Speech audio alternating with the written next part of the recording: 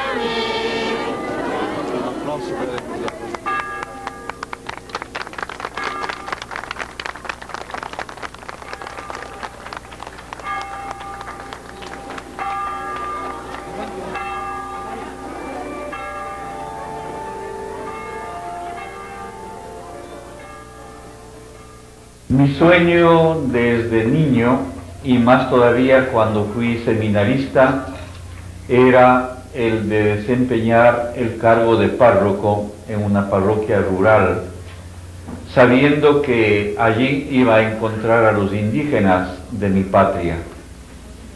Pero el Señor no me dio ese gusto, al menos durante los primeros años.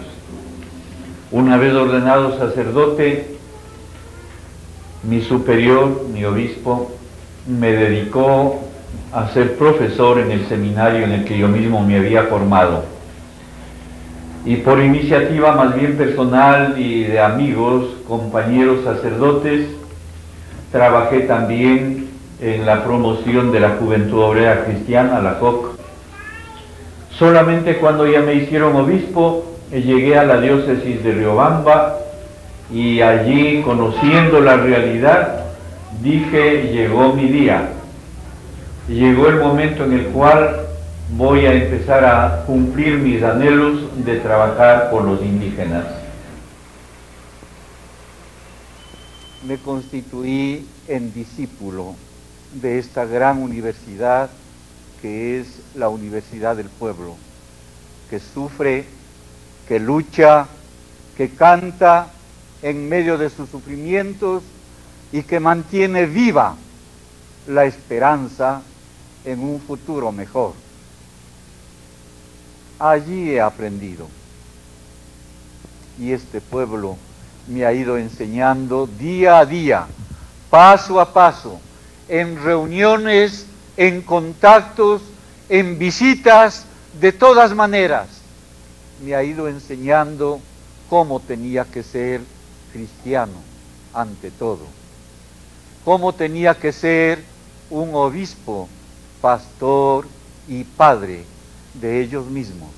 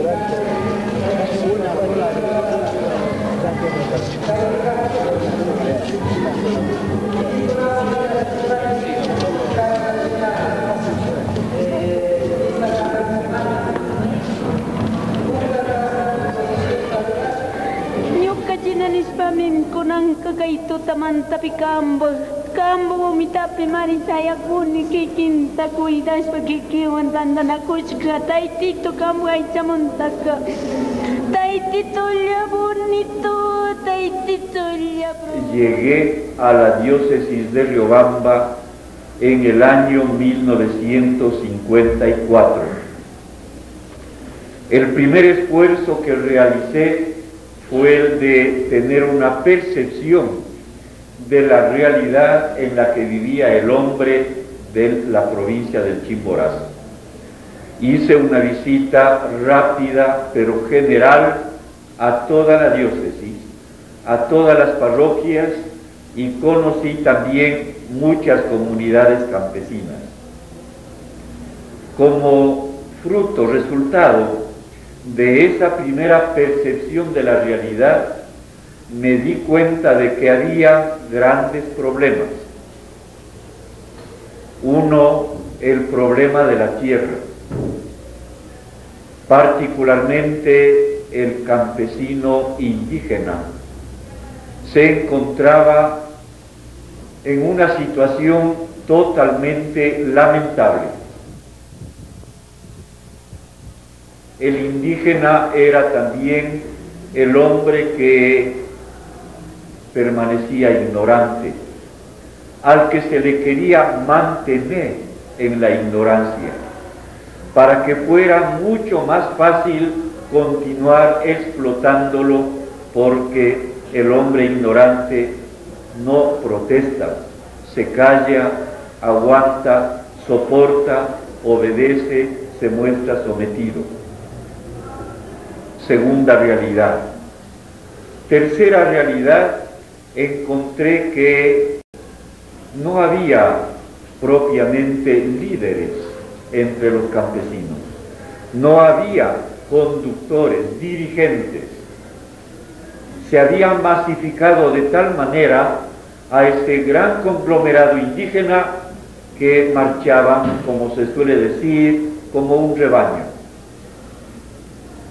Y en cuarto lugar, como realidad global, encontré también que el trabajo propio de la Iglesia, el de la evangelización, estaba en grado muy alto descuidado. Si la pastoral de entonces impulsaba al párroco a ir a una comunidad o a un conjunto de comunidades, era únicamente para la celebración de fiestas en una o dos épocas del año, cuanto más.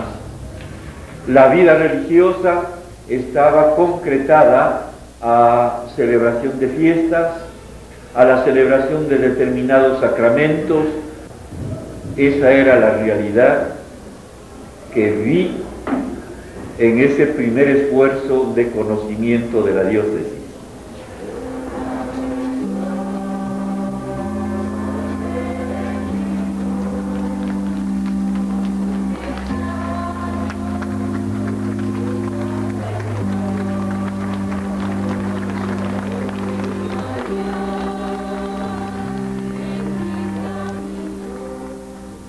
Por ello estamos los obispos, los hermanos de nuestro querido Monseñor Leonidas Proaño, sintiéndonos uno con Cristo Jesús y con Él.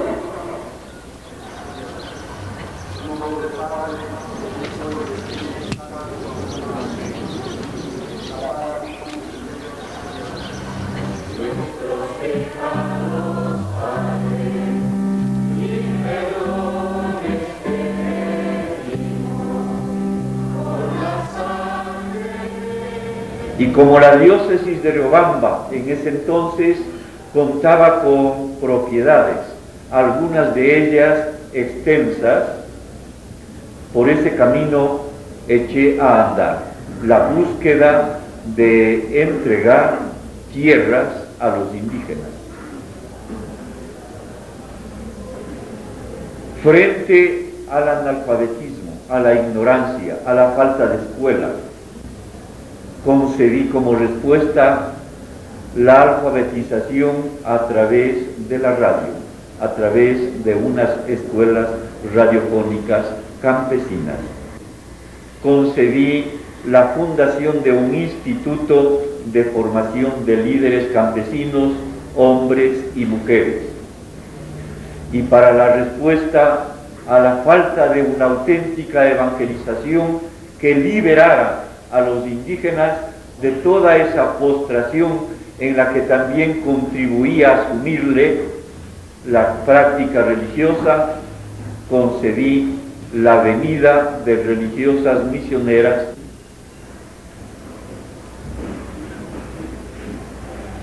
en varias partes. Vengo diciendo que una experiencia de trabajo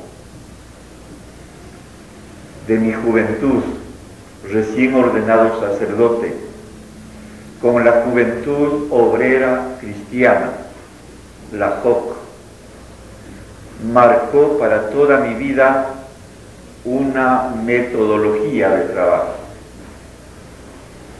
La Juventud Obrera Cristiana, un movimiento de jóvenes obreros que se internacionalizó, que llegó por lo mismo hasta nuestro país en esa época, tenía como metodología el uso de estas tres palabras con su contenido: ver, juzgar, actuar. Ver la realidad, verla en profundidad. Por lo mismo, analizando esa realidad, preguntándonos las causas, las posibles consecuencias, si es que esa realidad continuaba intocable, averiguándonos a sí mismo cómo actuar para el cambio de esa realidad. Esto era el método de la JOC. Y dije que este método se me hizo carne y hueso, hasta tal punto que no he podido y no puedo hasta ahora actuar sino siguiendo este proceso.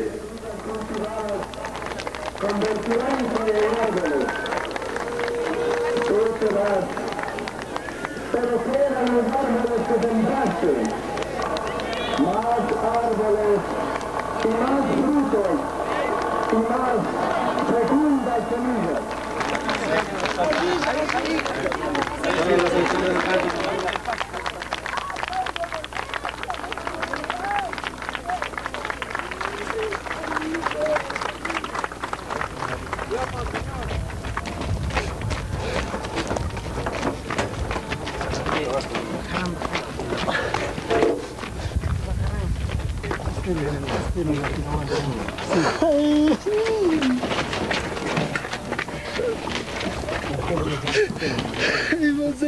Salga de ahí, ya está. Sigan saliendo, ya.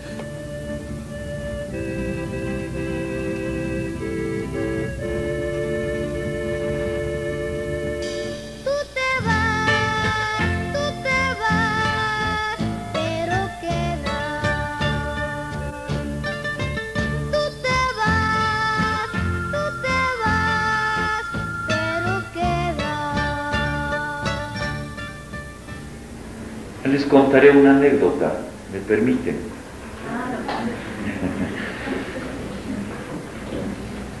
Ya teníamos todas estas inquietudes que les estoy exponiendo y fui a visitar una comunidad indígena en el sur de la provincia de Chimborazo. Mi primera preocupación y mis primeras preguntas iban en el sentido religioso. Quería ver cómo estaban de conocimientos en cuanto a religión. Y cada vez me respondían: nosotros no sabemos. Nosotros somos ignorantes. No hemos aprendido nada. Y lo que yo quería era dialogar. Y ese no era diálogo. Entonces me quedé suspenso, en silencio durante un minuto, reflexionando, y cambié totalmente de preguntas. Les digo: ¿en qué trabajan ustedes? en agricultura. Muy bien.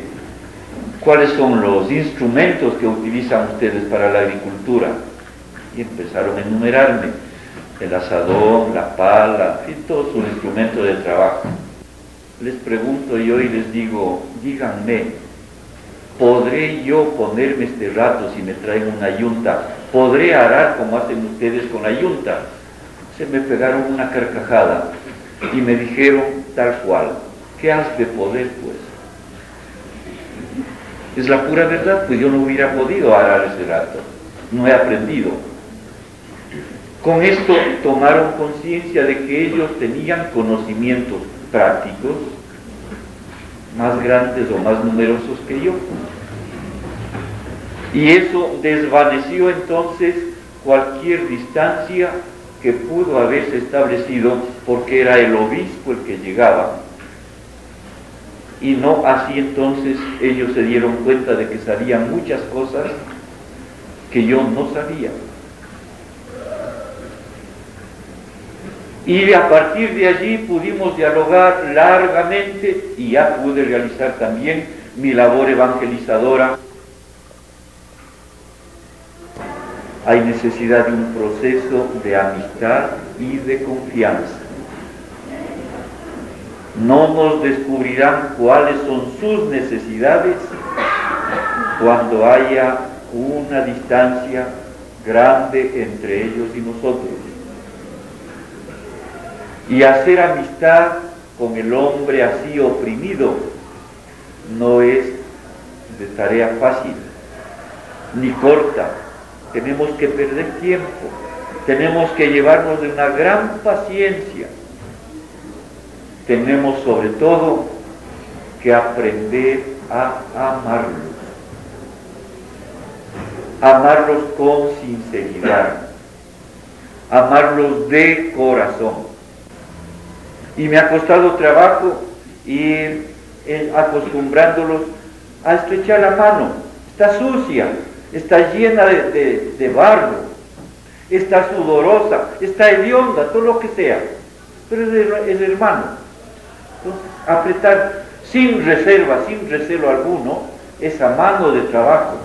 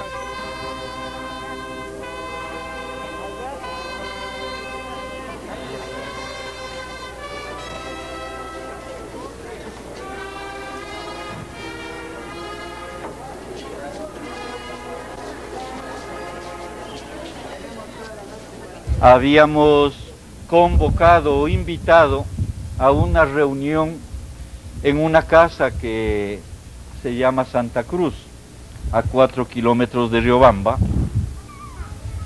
y vinieron 16 obispos, conmigo 17. Vinieron sacerdotes, religiosas y seglares de muchos países. La reunión empezó el 9 de agosto de ese año que dije, 1976. Y el jueves 12 de agosto, a las 5 de la tarde, se hizo presente la policía vestida de civil. Y rodeó la casa y nos metió en un bus a todos, en un bus de la policía, y vinimos, no sabíamos a dónde nos llevaban, no querían darnos ninguna explicación. Nos trajeron a Quito. A mí me separaron del grupo, me llevaron al Ministerio de Gobierno.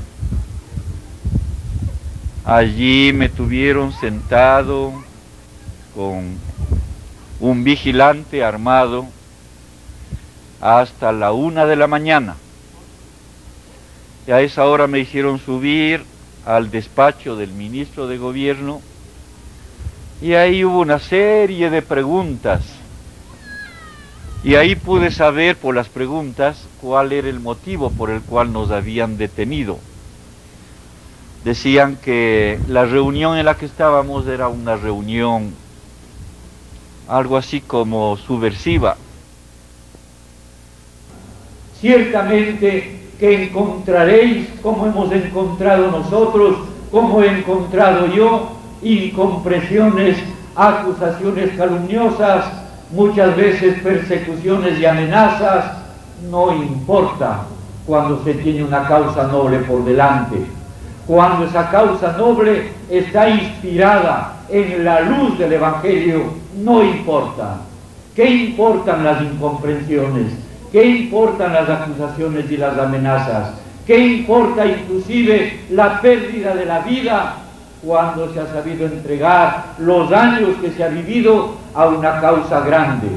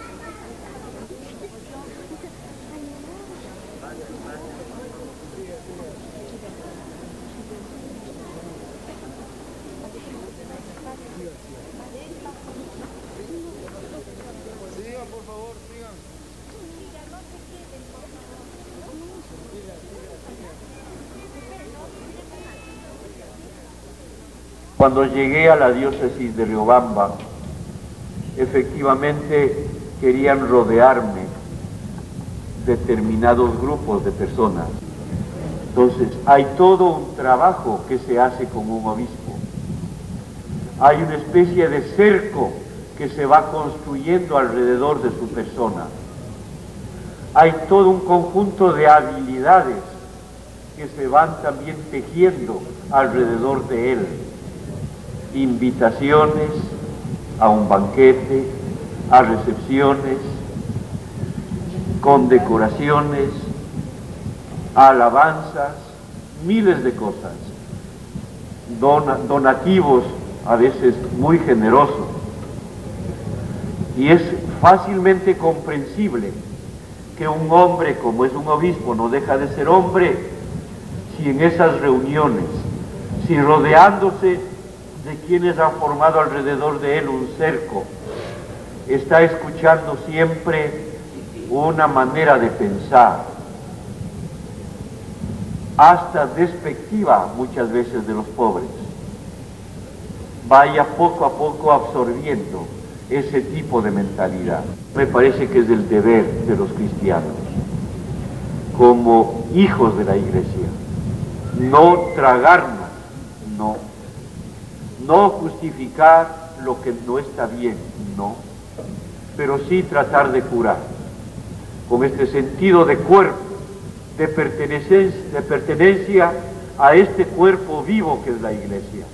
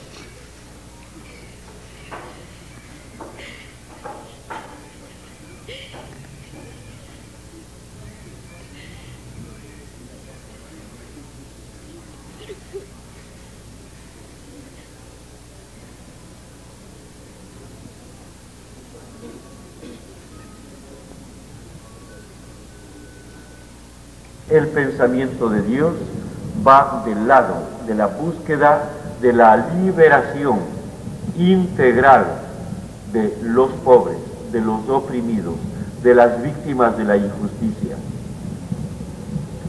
Por eso es que la teología de la liberación se ha ido elaborando en el seno de comunidades eclesiales de base, con el pueblo, desde el pueblo. Lo que el pueblo ha ido pensando con la palabra de Dios por delante, quienes las han recogido eso y lo han sistematizado, son los teólogos de la liberación. Sobre la teología de la liberación se han realizado hechos, se han dado acusaciones, se ha hecho propaganda a través de muchos medios de comunicación completamente adversos, tanto que se ha publicado repetidamente que la teología de la liberación ha sido condenada por el Vaticano. Yo empiezo desmintiendo totalmente esa aseveración. No ha sido condenada por el Vaticano la teología de la liberación. Si leemos con ojos limpios de prejuicios el documento emanado de la Sagrada Congregación para la Doctrina de la Fe, podemos ver en su primera parte y en varias partes del documento afirmaciones muy positivas relacionadas con la libertad del hombre como algo tan natural, tan esencial a su naturaleza, que nadie puede pretender quitar o borrar esa aspiración humana. Se han hecho advertencias serias, para que la teología de la liberación no se convierta en una ideología. Eso sí es cierto y tenemos que aceptarlo, pero yendo ya un poco hacia la teología de la liberación, yo me atrevo a afirmar, no solamente ahora, lo he dicho ya en varias otras ocasiones, que si rechazáramos la teología de la liberación bien entendida, estaríamos en contra del plan de Dios.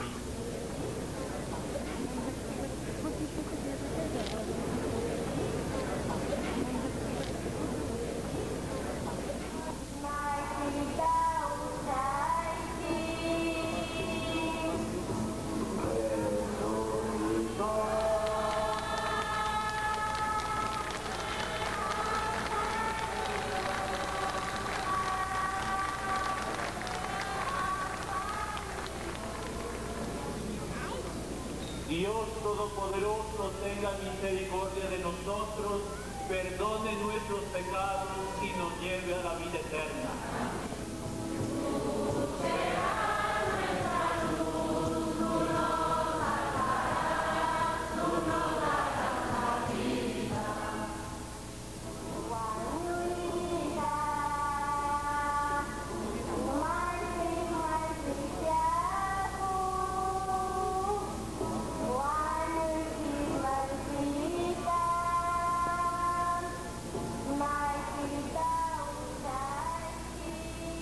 No puede haber, pues, nadie, ningún ser humano, que sea apolítico.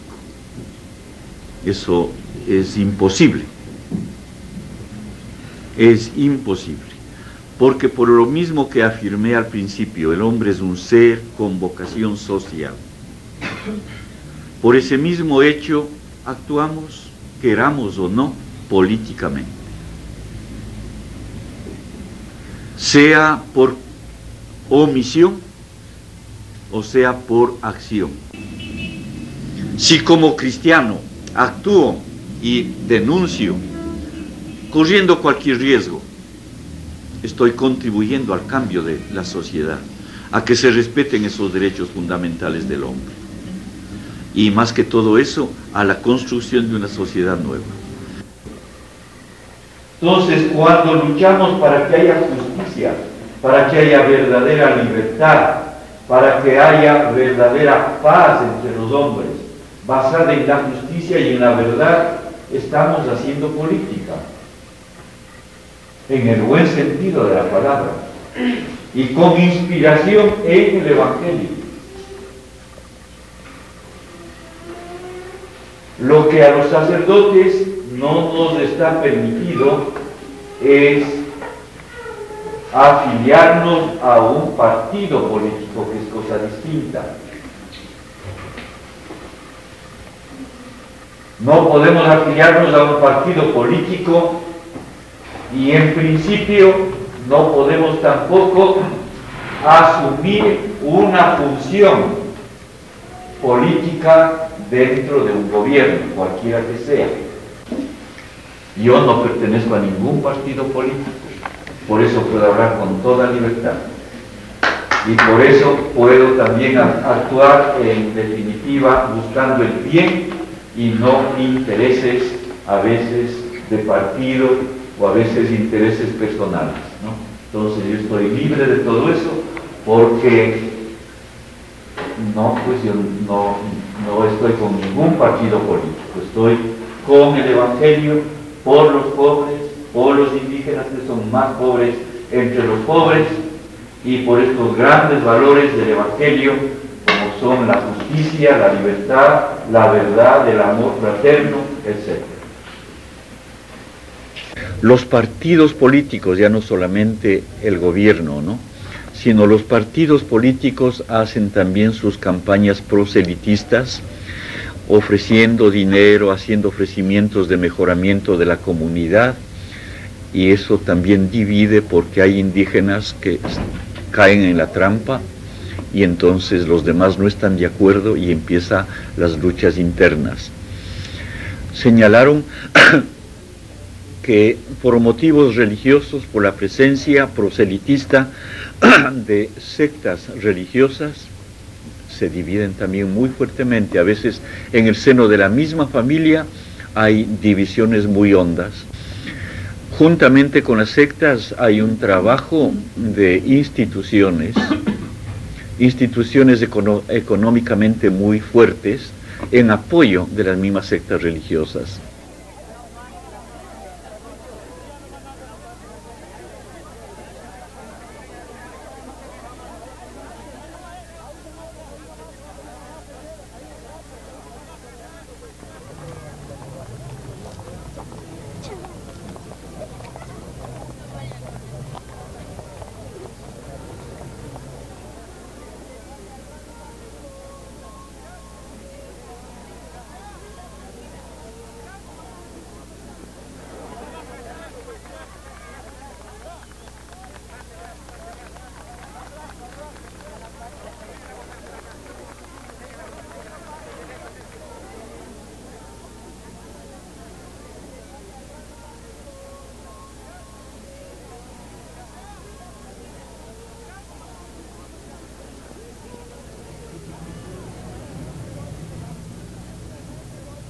¿Qué es la paz?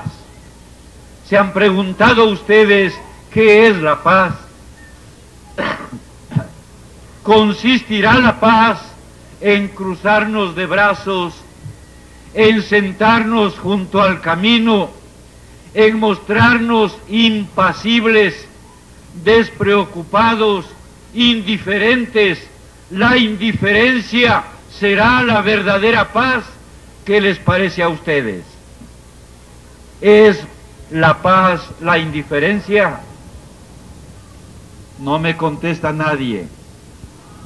No, la indiferencia no es la paz. No consiste en eso la paz. Consistirá la paz en hacer acallar la voz del reclamo, el pedido de un pueblo que tiene hambre, el pedido de un pueblo que reclama justicia, el pedido de un pueblo que reclama libertad, obligarle a callarse por medios impositivos, por medio del amedrentamiento, por medio de la violencia, será verdadera paz? Contéstenme, por favor. ¿Es esa la paz que esperan? No, y 1000 veces no. La paz es el fruto del dinamismo, de la acción, de la lucha para que haya justicia, para que los hombres tengan satisfechos sus derechos, su derecho a la vida, su derecho al trabajo, su derecho a la libertad. Entonces hay paz. Que no puede haber paz mientras haya opresión, mientras haya injusticia, mientras haya torturas, mientras haya atropellos a los derechos fundamentales del hombre. No puede haber paz. La paz únicamente será el fruto de esta puesta en práctica de la verdad. Seamos verdaderos en palabras, en actitudes, en obras. Seamos por lo mismo transparentes, que los demás vean lo que pensamos, que los demás vean lo que sentimos, verdaderos en todo el sentido de la palabra, que aprendamos a ser justos, a dar a cada cual lo que le corresponde, en salarios, en dinero cuando se compra y se vende, en artículos por lo mismo también lo justo, y en méritos. Cada hombre tiene sus méritos, cada hombre tiene sus cualidades recibidas de Dios. No hay hombre despreciable, no hay hombre al que tengamos que odiar, no. Tenemos que ser entonces verdaderos también en ese sentido, y justos, y tenemos que ir aprendiendo a amar de verdad, a salir de nuestro egoísmo, a no buscarnos a nosotros mismos, a buscar el bien de los demás, del otro, del prójimo, del que está a mi lado, del que sufre, del que es más pobre, del que está más necesitado. Acudamos allá, hagamos, empecemos por círculos pequeños.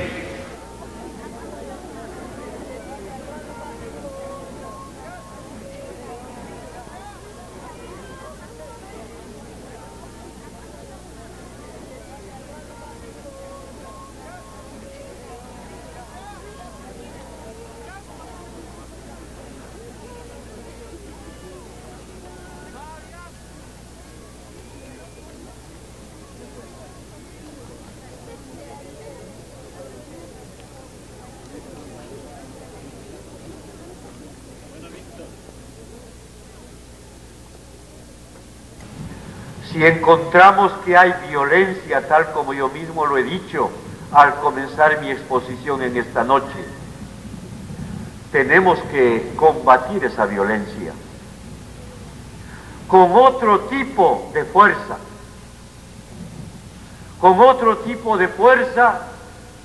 que no sea la misma violencia que falta al respeto a la vida y a la integridad de las personas.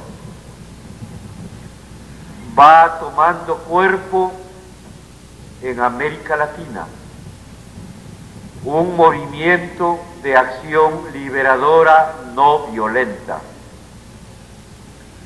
Cuerpo este movimiento que cuenta entre las posibilidades la de utilizar medios de presión social tan fuertes que son capaces de cambiar una situación en un país cualquiera.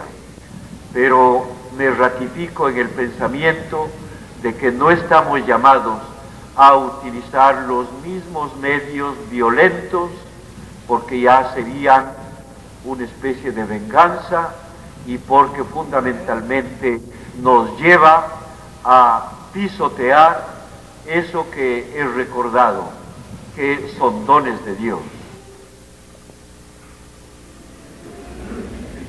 Yo digo simplemente que personalmente soy un hombre pacífico y no soy partidario de la lucha armada para llegar a la consecución de la liberación en el sentido que he tratado de explicar.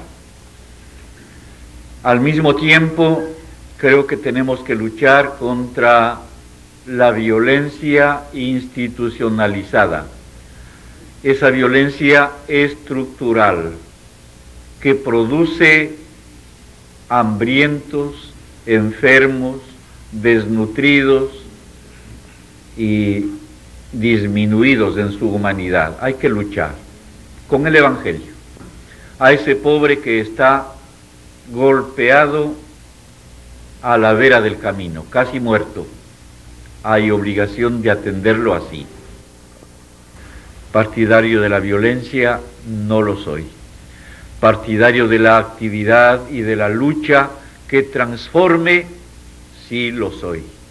Y el mensaje que voy lanzando por todas partes constituye una invitación a convertirnos todos en obreros de la auténtica paz.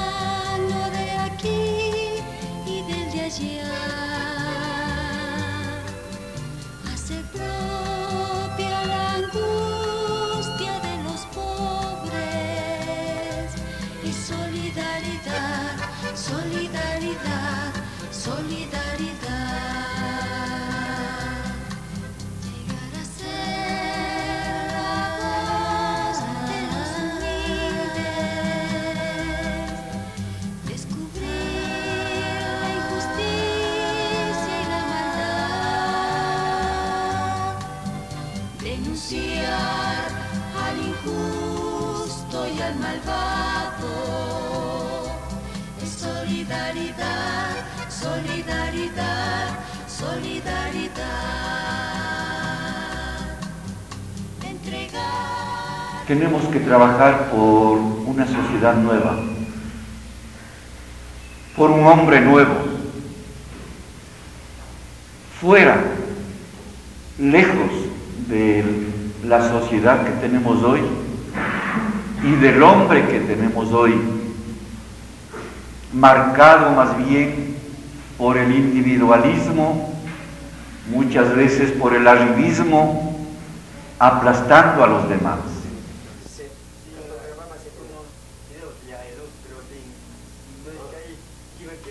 En el año 1982, ya por iniciativa de los mismos indígenas, nació el movimiento indígena del Chimborazo, algo que para mí viene a ser como un consuelo, una satisfacción enorme. He dicho que el nacimiento de esta organización me hace soñar en un futuro como si fuera un joven de 20 años. Este movimiento se ha fijado sus finalidades y sus objetivos. La finalidad es llegar a una nación nueva, pero los objetivos son los siguientes. Primero, buscar la liberación económica por propios medios. Segundo, el rescate de su propia cultura. Y tercero, poner en práctica una política propia, o al revés, dijéramos para una mejor expresión, buscar cómo hacer una política propia mediante la práctica.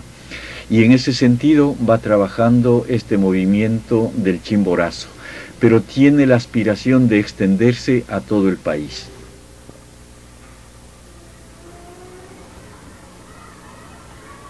Queridos niños, queridos jóvenes, quiero dirigirme ahora a ustedes. Si ustedes han gritado que están conmigo, llamándome amigo, yo también quiero gritar, diciendo, niño, joven, amigo, Leonidas está contigo. Yo quiero estar con ustedes, jóvenes.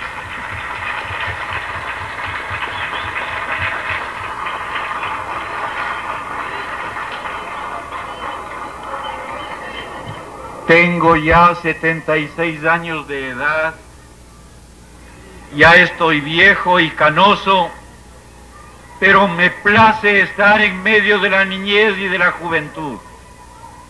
Se rejuvenece mi corazón cada vez que me pongo en contacto de la vitalidad de los niños y de los jóvenes.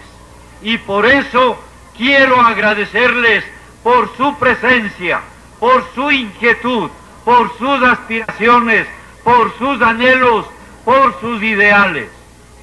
En todo lo que pueda, allí estaré con ustedes hasta que Dios me conceda el don de la vida para trabajar, para luchar por esa anhelada paz de nuestros pueblos.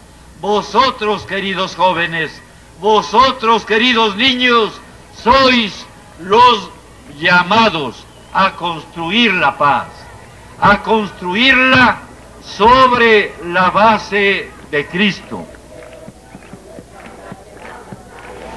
Perdónenme que me extienda un poco más y que diga ahora algunos pensamientos que pueden ser de interpelación. Cuando están estudiando, están cuarto, quinto, sexto en secundaria, cuando estudian los jóvenes en la universidad, se muestran tan revolucionarios, pero acaban sus estudios y se acabó también el espíritu revolucionario. Si trabajan, si estudian para conquistar una profesión, maestro, abogado, médico, ingeniero, lo que sea, y a través de esa profesión amontonar dinero, hacerse una casita, un chalet, una villa con todas las comodidades y tranquilizar así todas sus inquietudes, ya llegó a la meta. Es una triste vida egoísta, es una triste vida sin sentido. No vale la pena, no vale la pena.